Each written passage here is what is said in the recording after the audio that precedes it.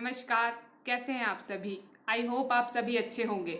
ये class physics की है और इसमें आज जो है हम डिस्कस करने वाले हैं टॉप 20 एमसीक्यू क्वेश्चन जो आपके प्रीवियस ईयर के जो क्वेश्चन पेपर हैं उनमें आए हुए थे। तो ये जो एमसीक्यू क्वेश्चन है इन्हें सॉल्व करना जो है एक तरह से बहुत इम्पॉर्टेंट हो जाता है। क्यों इम्पॉर्टेंट हो जाता है? ये इसलिए इम्पॉर्टेंट होता है ताकि आप समझ पाओ कि क्वेश्चन जो हैं वो किस तरह से फ्रेम किए जा रहे हैं। तो आज का जो सेशन है उससे अब हम जो है वो स्टार्ट करते हैं।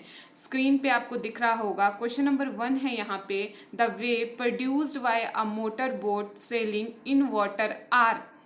जो मोटर बोट होती है जो आपकी पानी में चलती है उसके द्वारा जो वेव प्रोड्यूस की जाती हैं वो कौन सी वेव होती हैं? ऑप्शन है यहाँ पे stationary wave, longitudinal wave, transverse wave या ऑप्शन नंबर डी है बी एंड सी यानी दोनों लॉन्गिट्यूडनल या ट्रांसवर्स वेव। तो आपको पता है जो लॉन्गिट्यूडनल वेव होती हैं वो कौन सी होती हैं? उनके जो पार्टिकल की मोशन होती है वो कैसी होती है? वो बैक एंड फोर्थ होती है जो लॉन्गिट्यूडनल वेव होती हैं। और जो ट्रांसवर्स वेव होती हैं उनके पार्टिकल की मोशन क्या होती है? अप एंड डाउन होती है। ठीक है, तो यहाँ मोटर बोट की बात की गई है तो इसमें क्या होगा? आपका ऑप्शन नंबर डी जो है बिल्कुल करेक्ट होगा, यानी कि यहाँ पे आपका हो जाएगा ऑप्शन नंबर डी करेक्ट। यानी दोनों होंगी, इसमें लॉन्गिट्यूडनल भी होंगी और ट्रांसवर्स भी आपके पास होंगी। उसी तरह क्वेश्चन नंबर 2 है यहाँ पे, which is of the following is not a thermodynamical coordinate. कौन सा जो है कोऑर्डिनेट जो थर्मोडायनामिकल नहीं है? कोऑर्डिनेट का मतलब है जब हम किसी सिस्टम पर जो है वो एक तरह से एक्सपेरिमेंट करते हैं, उसको ऑब्जर्व करते हैं, तो वहाँ पे कौन कौन से जो है वो पैरामीटर यूज़ होते हैं। ठीक है, जब हम थर्मोडायनेमिकल सिस्टम की बात करें तो उसमें कौन कौन से कोऑर्डिनेट यूज़ होते हैं। ठीक है, तो उसमें हम क्या क्या जो है वो यूज़ करते हैं? एक तो हम प्रेशर भी मेज़र करते हैं, वॉल्यूम भी मेज़र करते हैं, टेम्परेचर भी मेज़र करते हैं, लेकिन ये जो ऑप्शन नंबर सी है दैट इज़ आर, ये हम मेज़र नहीं करते हैं या फिर ये हम कहें तो कोऑर्डिनेट नहीं होता है। ठीक है, तो इस तरह के क्वेश्चन जो हैं आपको आपके एग्ज़ाम में जो है वो पूछे जा सकते हैं। हो सकता है कि जो यहाँ क्वेश्चन हम पढ़ रहे हैं, जो अभी हम जो सॉल्व करेंगे क्वेश्चन, उनमें से ही कोई क्वेश्चन आपको जो है वो नेक्स्ट एग्ज़ाम में आपको देखने को मिल जाए। तो चलते हैं अपने नेक्स्ट क्वेश्चन की ओर। क्वेश्चन नंबर 3 है यहाँ पे, force of gravity is least at. जो फोर्स ऑफ ग्रेविटी है, जो ग्रेविटेशनल फोर्स है, वो कहाँ पे जो है वो लीस्ट होती है, कहाँ पे सबसे कम होती है? पोल पे, इक्वेटर पे, या ऑप्शन नंबर सी है आपके पास a point in between pole and equator, या फिर नन ऑफ दीज। ठीक है, तो आपको पता है जब मैंने आपको पढ़ाया था ये ग्रेविटेशन का चैप्टर कि फोर्स ऑफ ग्रेविटी या फिर ग्रेविटेशनल जो फोर्स होती है, फोर्स ऑफ ग्रेविटी, ये कहाँ पे जो है वो मिनिमम होती है और कहाँ पे जो है वो मैक्सिमम होती है। तो यहाँ पे पूछा है आपका लीस्ट, यानी सबसे कम जो है वो कहाँ पे होती है, तो वो होती है आपकी ऑप्शन नंबर यहाँ पे बी करेक्ट हो जाएगा, यानी इक्वेटर। ठीक है, इक्वेटर पे क्या होता है, जो फोर्स ऑफ ग्रेविटी होती है वो लीस्ट होती है और मैक्सिमम कहाँ होती है? वो होती है आपकी पोल के ऊपर। ठीक है, तो यहाँ पे जो है वो पोल पे मैक्सिमम होगी, इक्वेटर पे लीस्ट होगी। इसी तरह क्वेश्चन नंबर 4 है यहाँ पे, the working of rocket is based on the principle of. जो रॉकेट की वर्किंग है, या हम कहें कि जो रॉकेट जो है वो कौन से प्रिंसिपल पर बेस्ड है? ठीक है, तो यहाँ पे लिखे हैं ऑप्शन नंबर ए है आपके पास इलास्टिसिटी, बी है केपलर लॉ, सी है न्यूटन लॉ ऑफ ग्रेविटेशन, और डी है यहाँ पे कंजर्वेशन ऑफ मोमेंटम। तो यहाँ पे जो है आपका जो वर्किंग ऑफ रॉकेट है वो कौन से प्रिंसिपल पर बेस्ड है? वो प्रिंसिपल है आपका कंजर्वेशन ऑफ मोमेंटम। ठीक है, कंजर्वेशन ऑफ मोमेंटम का क्या मतलब होता है कि आपका जो मोमेंटम है, जो पी होता है आपके पास, जो हम शो करते हैं मोमेंटम को पी से, P is equal to M B, वो क्या रहता है? कंजर्व्ड रहता है। ठीक है, क्या कंजर्व्ड का मतलब वो कांस्टेंट रहता है, ठीक है। तो यहाँ पे जो वो प्रिंसिपल यूज्ड होगा वो कौन सा होगा, वो होगा आपका कंजर्वेशन ऑफ मोमेंटम, ठीक है। यानी ऑप्शन नंबर डी जो है यहाँ पे करेक्ट हो जाएगा। और अगर आपको जो है वो लॉ पूछा जाए कि जो लॉ है वो कौन सा यूज इसमें हुआ है, जो रॉकेट है, जो वर्किंग ऑफ रॉकेट है उसमें जो लॉ है वो कौन सा यूज हुआ है, अगर न्यूटन के लॉ में से पूछा जाए कि कौन सा न्यूटन का लॉ जो है वो इसमें यूज हुआ है, तो वो हुआ है आपका न्यूटन का थर्ड लॉ, ठीक है। कौन सा यूज हुआ है, न्यूटन का थर्ड लॉ जो है वो इसमें यूज हुआ है। इसी तरह से क्वेश्चन नंबर 5 है आपके पास, in a certain region on the screen blue and red color fall at the same time, the region will show। मान लो किसी स्क्रीन पे जो है एक टाइम पे क्या है, रेड भी और ब्लू भी दोनों लाइट्स जो है वो फॉल करवाई जाती हैं, तो वो रीजन जो है जहाँ पे लाइट फॉल करवाई जा रही हैं वो रीजन आपको कैसा दिखेगा, येलो, मेजेंटा, इंडिगो या ब्राउन। तो इसका सीधा सा आंसर है कि आपने वैसे भी देखा होगा कि जो ब्लू और रेड कलर है उसको मिक्स जब हम करते हैं तो एक पिंकिश नहीं बोल सकते, वो एक कलर जिसका नाम है मेजेंटा, वो कौन सा कलर बनता है आपके पास, मेजेंटा। यानी कि यहाँ पे ऑप्शन नंबर बी जो है वो बिल्कुल सही हो जाएगा, ठीक है। नेक्स्ट क्वेश्चन है, the electric capacitance of earth is. Electric capacitance earth की कितनी होती है, तो अगर मैं डायरेक्ट आपको आंसर बताऊं तो यहाँ पे जो है वो ऑप्शन नंबर बी करेक्ट हो जाएगा, दैट इज 711, ठीक है। 711 जो माइक्रोफैरेड जो है यहाँ पे अर्थ की इलेक्ट्रिक कैपेसिटेंस होती है। इसकी डायरेक्ट वैल्यू भी मैंने जब आपको चैप्टर पढ़ाया था तब बताई थी कि इलेक्ट्रिक कैपेसिटेंस ऑफ अर्थ क्या होती है, ठीक है। कैपेसिटर क्या होता है, कैपेसिटर होता है कि ऐसा ऑब्जेक्ट मतलब वो कितना चार्ज जो है वो स्टोर कर पाएगा, वो होता है कैपेसिटर, ठीक है। तो यहाँ पे क्या पूछा गया है, यहाँ पे पूछा गया है इलेक्ट्रिक कैपेसिटेंस ऑफ अर्थ, इसको हम सी से डिनोट करते हैं। और ये क्या होती है आपके पास, कैपेसिटेंस जब हम निकालते हैं, ये आपको फॉर्मूला जो है मतलब आपको निकालने के लिए भी आ सकता है कि किसी ऑब्जेक्ट की जो है वो कैपेसिटेंस जो है वो आपको फाइंड आउट करनी है, तो उसका फॉर्मूला क्या होता है, C is equal to Q upon V, ठीक है। क्या फॉर्मूला होता है, C is equal to Q upon V जो है वो कैपेसिटेंस का फॉर्मूला होता है। और फैरेड जो है वो कैपेसिटेंस के यूनिट होते हैं, ठीक है। अगर आपको फैरेड में पूछा जाए जो है वो कैपेसिटेंस की वैल्यू कितनी है, तब होती है 711 इंटू 10⁻⁻6 फैरेड, ठीक है। लेकिन यहाँ माइक्रो लगा दिया है तो माइक्रो का मतलब होता है 10⁻⁻6, ठीक है। तो वो लिखने की ज़रूरत नहीं है यहाँ पे। तो आई होप ये जो कॉन्सेप्ट है आपको समझ में आया होगा। कैपेसिटेंस कैसे निकालते हैं, Q अपॉन V, और इसका जो यूनिट होता है कैपेसिटेंस का वो क्या होता है, फैरेड होता है, ठीक है। नेक्स्ट जो है हम अपने नेक्स्ट क्वेश्चन पे मूव ऑन करते हैं। For which colour the focal length of convex lens is more. जो फोकल लेंथ होती है यहाँ पे पूछा गया है किस कलर के लिए वो ज़्यादा होगी, ठीक है। कॉन्वेक्स लेंस में फोकल लेंथ किस कलर के लिए ज़्यादा होगी, तो यहाँ पे जो है वो ऑप्शन नंबर ए जो है वो बिल्कुल करेक्ट हो जाएगा। जो आपके पास रेड कलर होता है उसकी जो फोकल लेंथ होती है वो कॉन्वेक्स लेंस के लिए क्या होती है, ज़्यादा होती है। और अगर कम पूछे कम कौन से कलर के लिए होती है तो वो वायलेट कलर होता है, ठीक है। इस बात को आप ध्यान में रखिएगा। उसी तरह क्वेश्चन नंबर 8 है, द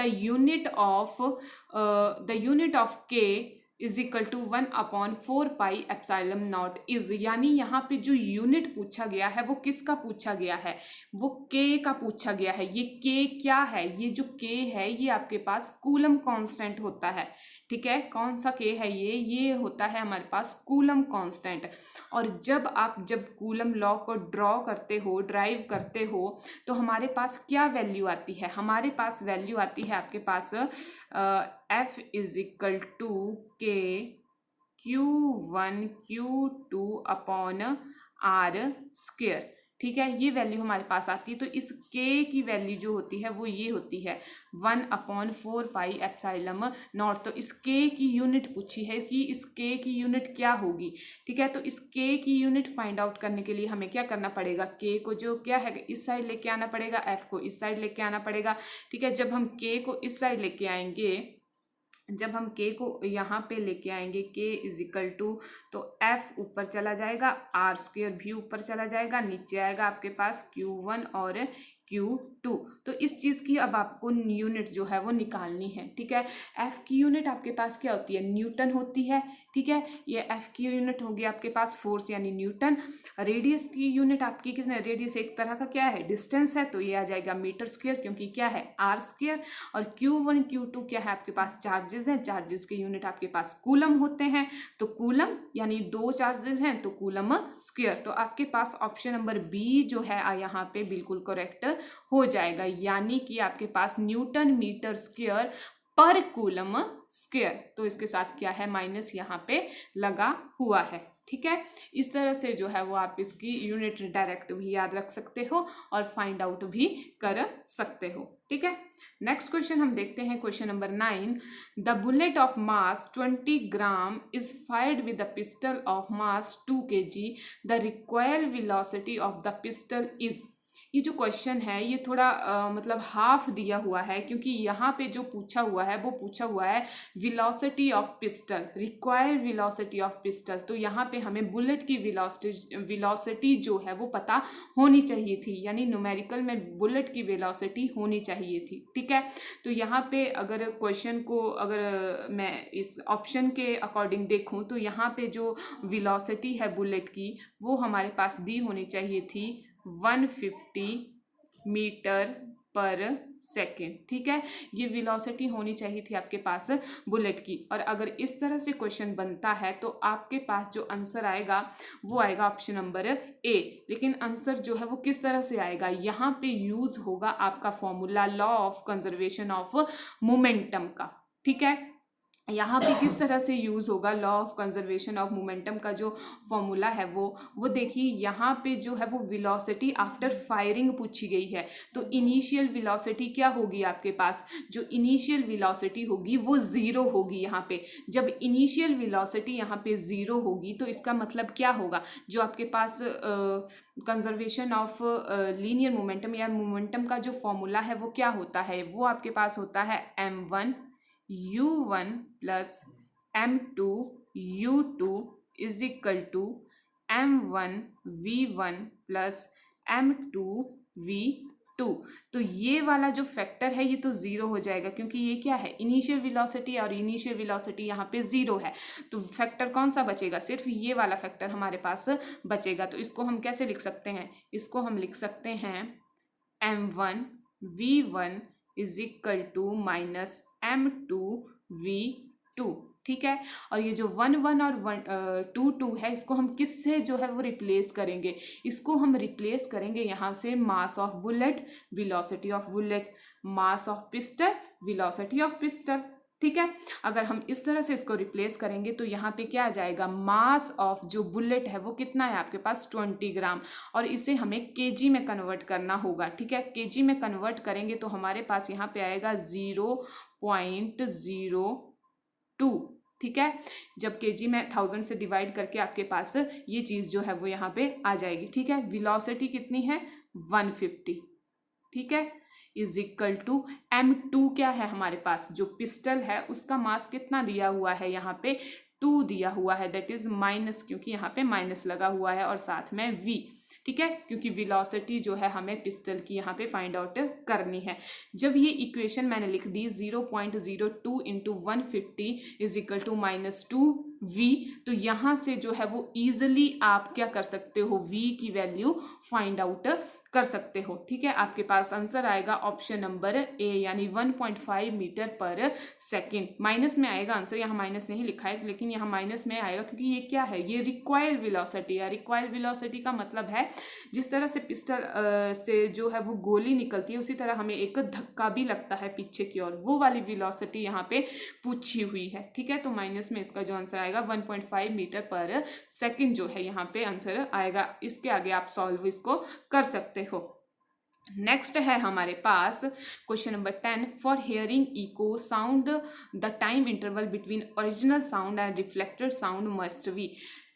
अगर मैं इसको एक सिंपल वे में बोलूँ तो इको या फिर साउंड की जो सेंसेशन होती है हमारे कानों तक कितने टाइम तक रहती है, यानी हम जब कोई पर्सन बोलता है या इको में हो, हम जब रिफ्लेक्शन ऑफ साउंड होती है, इको का मतलब रिफ्लेक्शन ऑफ साउंड जो हो रही है, वो जो साउंड है उसकी जो सेंसेशन है, परसिस्टेंस है, वो कितनी देर तक रहती है, वो आपकी रहती है ऑप्शन नंबर बी यहाँ पे करेक्ट हो जाएगा, 0.1 सेकेंड तक जो है वो रहती है। ठीक है, यहाँ पे जो है वो क्वेश्चन नंबर 10 का ऑप्शन नंबर बी जो है वो करेक्ट हो जाएगा। नेक्स्ट क्वेश्चन देखते हैं, question number 11, a car accelerate uniformly 18 kilometre per hour in 5 second to 36 kilometre per hour. ठीक है, the acceleration of the car will be. अब देखिए इस क्वेश्चन को देख के ही आपको पता लग रहा होगा कि यहाँ पे क्या क्या दिया हुआ है। यहाँ पे आपके पास इनिशियल वेलोसिटी दी है, वो कितनी है 18 किलोमीटर पर आवर, और जो आपके पास फाइनल वेलोसिटी है वो भी दी हुई है, कितनी दी हुई है 36 दी हुई है। टाइम आपके पास दिया हुआ है 5 सेकेंड और आपको एक्सेलरेशन जो है वो फाइंड आउट करना है। तो कौन सा फॉर्मूला आप काइनेमेटिक इक्वेशन में से यहाँ पुट करोगे, v is equal to u plus a t का फॉर्मूला। ठीक है, जब आप v is equal to u plus a t का फॉर्मूला यहाँ पे यूज करोगे तो आपके पास जो है वो डायरेक्ट आंसर जो है वो यहाँ पे निकल के आ जाएगा और वो आंसर होगा ऑप्शन नंबर बी यानी 1 मीटर पर सेकेंड। ये बहुत ही ईजी क्वेश्चन है। ठीक है, यहाँ पे एक बात ध्यान में रखना, किलोमीटर पर आवर को आपको मीटर पर सेकेंड में चेंज करना है, और जब आप मीटर पर सेकेंड में चेंज करोगे तो मैंने आपको डायरेक्ट बताया हुआ है कि करना क्या होता है। जब किलोमीटर पर आवर से अगर आपको मीटर पर सेकंड में चेंज करना है तो सीधा आपको 5/18 से मल्टीप्लाई करना है, यानी इसको किससे मल्टीप्लाई करोगे 5/18 से। ठीक है, ये आपके पास इनिशियल वेलोसिटी आ जाएगी 5, इसको भी किससे मल्टीप्लाई करोगे 5/18 से। ठीक है, 18 2 = 36, 5 2 = 10, यानी कि आपके पास जो है वो u आ गया 5, b आ गया 10 और टाइम आ गया आपके पास 5। ठीक है, ये तीनों पैरामीटर आपके पास हैं, आपको फॉर्मूला बता दिया, u is equal to v plus a t. ठीक है, ऑप्शन नंबर बी जो है यहाँ पे करेक्ट हो जाएगा। ठीक है, क्वेश्चन नंबर 12 है यहाँ पे, mass of the earth is, कितना होता है मास ऑफ द अर्थ। देखिए इस क्वेश्चन में जो है वो थोड़ी कंफ्यूजन रहती है। कंफ्यूजन किस चीज़ की रहती है, यहाँ पे बोला गया ऑप्शन नंबर ए है 6 × 10⁻24 kg। ठीक है, और जो सेकंड ऑप्शन है वो है 5.98 × 10⁻24 kg। अब देखिए आपने पढ़ा होगा कि जो अर्थ का मास है वो कितना होता है 6 × 10⁻24 kg, लेकिन ये जो बी ऑप्शन अगर आप देखो तो ये क्या है, ये इसके अप्रॉक्सीमेटली ही है, मतलब 5.98 × 10⁻24 kg है ये, है ना। तो जो बोर्ड ने आंसर माना है वो ऑप्शन नंबर बी को माना हुआ है। ठीक है, लेकिन कई बुक्स में क्या है 5.98 भी दिया होता है, कई में वो है 6 × 10⁻24 इसमें भी दिया होता है। ठीक है, ये तो अब आपका लक है कि ये क्वेश्चन किस तरह से उन्होंने पुट किया है और वो कौन सा जो बोर्ड जो है वो कौन सा ऑप्शन जो है वो उठाएगा। ठीक है, लेकिन यहाँ पे अगर मैं बात करूँ ये जिस ईयर में आया था वहाँ पे जो है ये ऑप्शन जो उठाया गया था, जो आंसर इसका उठाया गया था वो ऑप्शन नंबर बी जो है वो यहाँ पे उठाया गया था। ठीक है, 5.98 × 10⁻24 kg। इसी तरह से नेक्स्ट क्वेश्चन हम देखते हैं, the duration of the day is highest in. जो ड्यूरेशन होती है डे की, मतलब एक रेवोल्यूशन पूरा करने के लिए सबसे ज़्यादा टाइम कौन लेता है। ठीक है, अगर मैं इस तरह से बताऊं तो सबसे ज़्यादा टाइम कौन लेता है, कौन सा प्लैनेट लेता है, तो यहाँ पे जो है ऑप्शन नंबर बी करेक्ट हो जाएगा, दैट इज़ वीनस। वीनस जो है वो मतलब उसका ड्यूरेशन डे जो है वो सबसे हाई होता है, वो होता है 243। ठीक है, वो एक रेवोल्यूशन कंप्लीट करने के लिए कितना टाइम लेता है 243 अर्थ के डे के बराबर। ठीक है, तो यहाँ ऑप्शन नंबर बी जो है वो करेक्ट हो जाएगा। ठीक है, नेक्स्ट क्वेश्चन है question number 14। Gravitational force of attraction between two weight 1 kg is separated by 1 metre will be. यहाँ पे आपसे जो है वो ग्रेविटेशनल फोर्स की जो है वो ग्रेविटेशन जो कांस्टेंट है आपके पास, या फिर मैं बोलूँ ग्रेविटेशनल फोर्स ऑफ अट्रैक्शन जो आपके पास वैल्यू आती है वो पूछी हुई है, वो कितनी होती है आपको आप सभी जानते हो, वो था ऑप्शन नंबर बी, यानी 6.67 into 10⁻⁻11 newton metre square upon kg square. ठीक है, आप सभी को ये वैल्यूज जो है वो पता होनी चाहिए, यानी क्वेश्चन नंबर 14 का जो है वो ऑप्शन नंबर बी जो है यहाँ पे करेक्ट हो जाएगा। इसी तरह क्वेश्चन नंबर 15 है, a sound wave travel at the speed of 339 metre per second if the wave length is 1.5 centimetre, the frequency of the wave will be. ये फॉर्मूला मैंने आपको करवाया हुआ है, जब हमें फ्रीक्वेंसी निकालनी होती है, यानी वेलोसिटी ऑफ वेव क्या होती है आपके पास, जो फॉर्मूला मैंने लिखवाया है, velocity of wave is equal to frequency into wavelength. ठीक है, ये फॉर्मूला जो है वो आपके पास यहाँ पे प्रेजेंट है, और इस फॉर्मूले को जब आप यूज़ करोगे तो आपके पास जो आंसर आता है वो आता है आपके पास 22600 हर्ट्स। ठीक है, ऑप्शन नंबर ए जो है यहाँ पे आपके पास आंसर आएगा।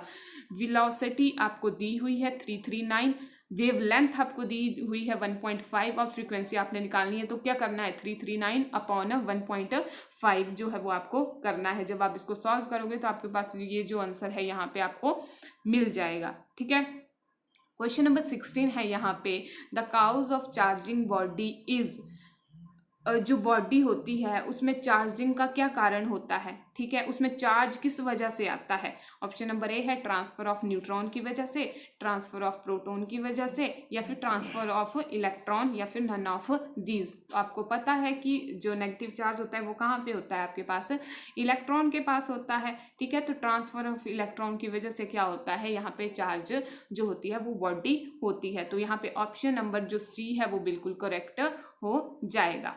इसी तरह से हम नेक्स्ट क्वेश्चन देखते हैं, question number 17। Cold syrup flow sluggishly because of, जो कोल्ड सिरप होता है वो स्लगलशली का मतलब होता है, मतलब बहुत ही स्लो क्यों वो मूव करता है, क्यों फ्लो होता है। जो कोल्ड सिरप होता है, जो दवाई होती है, ठीक है, वो बहुत ही स्लो क्यों मूव करती है। अगर उसे हम फर्श पे फैला दें या कहीं फेंक दें तो वो स्लो क्यों मूव करती है, किसकी वजह से वो करती है। ठीक है, तो फर्स्ट ऑप्शन है कोहेसन की वजह से, एडहेसन की वजह से, सरफेस टेंशन की वजह से, या फिर विस्कोसिटी की वजह से। तो मैं आपको बता दूं, जब मैंने आपको बताया था, पढ़ाया था, ये सारी चीज़ें मैंने आपको 1 बाय 1 टॉपिक में डिस्कस की हुई हैं। तो ये विस्कोसिटी की वजह से, किसकी वजह से, विस्कोसिटी। विस्कोसिटी का मतलब ही क्या बताया था मैंने, मतलब सघनता। विस्कोसिटी एक तरह से क्या थी, सघनता थी। ठीक है, मतलब कि एक तरह से रुकावट, कि कोई मटेरियल जो है वो कितना सघन है। ठीक है, हिंदी में मैं बताऊं आपको, तो ये किसकी वजह से होगा, ये होगा विस्कोसिटी, यानी ऑप्शन नंबर 4 जो है यहाँ पे करेक्ट हो जाएगा। ठीक है, उसी तरह क्वेश्चन नंबर 18 है यहाँ पे, the highest temperature of the following group is. कौन से ग्रुप का यहाँ पे जो है वो हाईएस्ट टेम्परेचर बताया हुआ है। ठीक है, केल्विन में जो केल्विन में जो हाईएस्ट टेम्परेचर होता है वो आई थिंक 3 समथिंग होता है, 318 समथिंग होता है। ठीक है, और फ़ारेनहाइट का भी जो हमारे पास हाईएस्ट टेम्परेचर होता है वो भी 300 समथिंग ही होता है। ठीक है, लेकिन जो डिग्री सेल्सियस है उसका जो हाईएस्ट टेम्परेचर होता है आई थिंक 120 समथिंग होता है, जो स्केल होती है। ठीक है, तो यहाँ पे जो इस ग्रुप में जो, मतलब इन ऑप्शन में जो हाईएस्ट टेम्परेचर है कौन से ग्रुप का है, वो है आपके पास डिग्री सेल्सियस का। ऑप्शन नंबर डी किसका है यहाँ पे बताया हुआ, डिग्री सेल्सियस का। ठीक है, तो ये हो गया हमारे पास क्वेश्चन नंबर 18 का ऑप्शन नंबर डी जो है यहाँ पे करेक्ट हो जाएगा। यहाँ पे बोला है कि हाईएस्ट टेम्परेचर कौन से ग्रुप का यहाँ पे शो किया हुआ है। मैं ये नहीं बोल रही हूँ कि जो हाईएस्ट टेम्परेचर है वो कौन से ग्रुप का होता है, कि वो केल्विन का होता है, कि फ़ारेनहाइट का होता है, कि सेल्सियस का होता है, ये मैं नहीं बोल रही हूँ। मैं बोल रही हूँ कि यहाँ पे किसका हाईएस्ट बताया हुआ है। ठीक है, तो अप्रॉक्सीमेटली किसका हाईएस्ट है यहाँ पे, डिग्री सेल्सियस का जो है वो यहाँ पे हाईएस्ट बताया हुआ है। ठीक है। इसी तरह क्वेश्चन नंबर 19 है हमारे पास, which of the following represent the largest unit. Largest unit यहाँ पे कौन बता रहा है? अगर आपको पता हो, ये जो डेसीलीटर होते हैं, डेकालीटर होते हैं, किलोलीटर होते हैं, मेगालीटर होते हैं, इनकी वैल्यूज आपको पता होनी चाहिए, ठीक है। जो डेसी होते हैं, सेंटी होते हैं, माइक्रो होते हैं, मिली होते हैं, ठीक है, ये सारी वैल्यू जो है आपको पता होनी चाहिए। डेका, फिर डेका आता है, फिर फेम्टो आता है, इसी तरह से और भी बहुत सारी वैल्यूज होती हैं, ठीक है। डेसी यहाँ पे होता है 10⁻⁻⁻1, ठीक है। जो डेका होता है वो होता है 10⁻⁻1, और जो किलो होता है वो होता है 10⁻3, ठीक है। और मेगा जो होता है 10⁻6 होता है, ठीक है। तो यहाँ पे सबसे लार्जेस्ट यूनिट क्या होगी आपके पास? मेगा, यानी ऑप्शन नंबर डी जो है यहाँ पे करेक्ट हो जाएगा। क्या है? मेगा लीटर, ठीक है। क्वेश्चन नंबर 20 है, यहाँ पे 20 को देखिए एक बार, क्या बोला गया है इसमें। A body of mass m is taken from earth surface to height equal to the twice the radius r of earth, the change in potential energy is। Potential energy में जो चेंज हुआ वो हमें बताना है, वो कितना चेंज हुआ होगा, ठीक है। तो देखिए यहाँ पे जो मास दिया हुआ है वो कितना दिया हुआ है? m दिया हुआ है, ठीक है। m यहाँ पे मास दिया हुआ है, और जो हाइट है वो किसके बराबर दी हुई है? जो हाइट है वो किसके बराबर? ट्वाइस ऑफ द रेडियस, यानी 2r जो है यहाँ पे जो है वो हाइट दी हुई है, ठीक है। और जो हमारे पास बॉडी है वो कहाँ है? अर्थ जो हमारा सरफेस है उसके एक हाइट पर है। तो हाइट पे जो ग्रेविटी की वैल्यू होती है वो क्या होती है? कम होती है ना। तो हाइट पे अगर ग्रेविटी की वैल्यू कम होती है तो हमारे पास ग्रेविटी की वैल्यू क्या आ जाएगी? G' is equal to G/1 plus H/r, ये हमारे पास ग्रेविटी की वैल्यू जो है वो यहाँ पे आ जाएगी, ठीक है। अगर मैं हाइट की बात करूँ, ठीक है। और अगर इसको सॉल्व करेंगे तो सॉल्व करके कितना आएगा? अगर मैं r को ऊपर ले गई तो G/r प्लस H जो है यहाँ पे हो जाएगा, ठीक है। कितना हो जाएगा? G/r प्लस H, ये हमारे पास यहाँ पे वैल्यू आ जाएगी। अब आपको पता है जो पोटेंशियल एनर्जी होती है उसका फॉर्मूला क्या होता है? जो हमारे पास पोटेंशियल एनर्जी होती है उसका फॉर्मूला यहाँ पे क्या होता है? उसका फॉर्मूला यहाँ पे होता है mgh। क्या होता है? mgh। तो अगर मैं mgh को यहाँ पे लिखूँ और इन दोनों इक्वेशन को अगर मैं कंपेयर करूँ तो हमारे पास क्या आ जाएगा? हमारे पास जो है वो चेंज इन पोटेंशियल एनर्जी का हमें पता लग जाएगा कि कितनी चेंज इन एनर्जी जो है वो हुई है, ठीक है। अगर मैं यहाँ पे बात करूँ mgh, अगर जो पोटेंशियल एनर्जी है वो हमारे पास कितनी है? mgh जो है वो पोटेंशियल एनर्जी है। अब mgh में मैं इस g की वैल्यू यहाँ पे पुट कर दूंगी, ठीक है। तो m तो वैसे ही रहेगा m, ठीक है। और g की जगह क्या होगा? g की जगह ये वाली वैल्यू आ जाएगी, ठीक है। और h भी वैसे ही रहेगा, ठीक है। जब आप इस पूरी इक्वेशन को जो है वो सॉल्व करोगे, h की जगह आप क्या लिखोगे? h यहाँ पे कितना दिया हुआ है? 2r दिया हुआ है, ठीक है। जब आप इस पूरी इक्वेशन को जो है वो सॉल्व करोगे, यहाँ पे आपके पास कितनी आ जाएगी? मैं फिर से लिखती हूँ, यहाँ पे आपके पास m और साथ में जो g की वैल्यू थी वो कितनी थी? वो थी आपके पास G/r into r/r plus h, और mgh ये आपके पास वैल्यू थी, ठीक है। अब इस h की जगह आपको क्या पुट करना है? इस h की जगह आपको 2r पुट करना है, ठीक है। जब आप 2r पुट करोगे यहाँ पे mg, एक r तो वैसे ही था, एक 2r यहाँ पे आ जाएगा, 2r यहाँ पे आ जाएगा, अपॉन में यहाँ ये r प्लस r 3r हो जाएगा, ठीक है।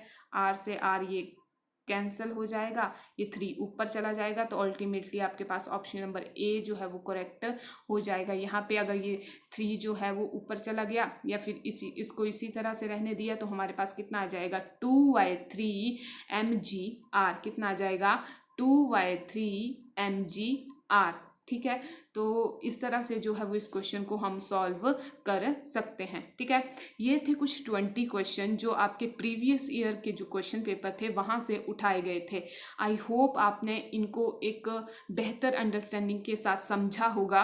आपने देखा होगा कि किस तरह के क्वेश्चन जो हैं वो आपके एग्ज़ाम में पूछे जा रहे हैं। इसी तरह से हम और भी MCQ को यहाँ पे जो है वो सॉल्व करते रहेंगे। आप इस सेशन को जो है वो ज़रूर देखिएगा, क्योंकि यहाँ से जो है बहुत सारे क्वेश्चन हो सकता है कि रिपीट हो जाएं, ठीक है। बहुत चांसेस होते हैं क्वेश्चन रिपीट होने के, ठीक है। और अगर रिपीट नहीं भी होते हैं तो आपकी एक अंडरस्टैंडिंग बनती है दूसरे क्वेश्चन को सॉल्व करने के लिए, ठीक है, कि अगर इस तरह का क्वेश्चन पूछा जा रहा है तो इससे रिलेटेड इस तरह का क्वेश्चन भी पूछा जा सकता है, ठीक है। तो मिलते हैं अपनी नेक्स्ट वीडियो में, तब तक के लिए thank you, have a nice day.